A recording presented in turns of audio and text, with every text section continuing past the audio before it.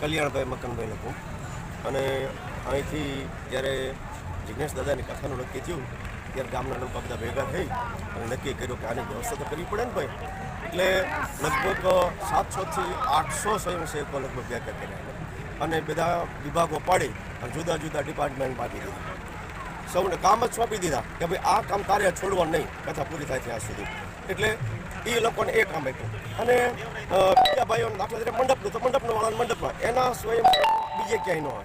એટલે કોઈને કોઈ ખલીલમાં પણ વ્યવસ્થા એટલી બધી સરસ જળવાય છે, ન પૂછો વાત. ખૂબ સારું ચાલે છે.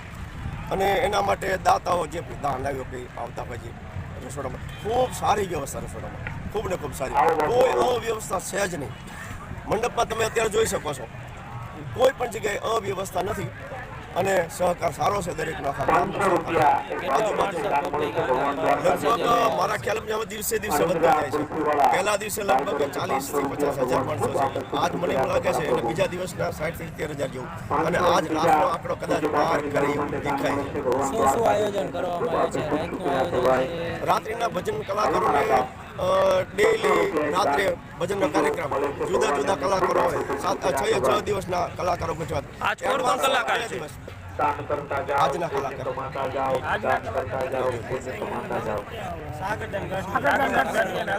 સાગરદાન ગઢવી આજના કાર્યક્રમ અને અલ્પાબેન અને બીજા અન્ય કલાકારો આવે જ છે. હારે ફિક્સ કરેલા છે. રામરૂપી આશ્રમ તરફથી આજે જિગ્નેશ દાદાની કથાનો ત્રીજો દિવસ છે. લગભગ 40,000 થી 50,000 પબ્લિકનો આજે ખૂબ જ ઘસારો હતો. જેમ જેમ કથા પૂર્ણાવતિ જઈ રહી છે ત્યારે પબ્લિક ખૂબ જ આવી રહી છે અને વ્યવસ્થા પણ ખૂબ સુંદર રહ્યા છે. જમવાની વ્યવસ્થા સાંજે રાતે ગરબાનો કાર્યક્રમ હોય છે, ભજનનો કાર્યક્રમ હોય છે. ગઈકાલ કીર્તિદાન ગઢવી અને ગીતાબેન ગરબાનો કાર્યક્રમ ખૂબ સુંદર હતો. લગભગ 60,000 પબ્લિક ગઈકાલ રાત્રે પણ હતી.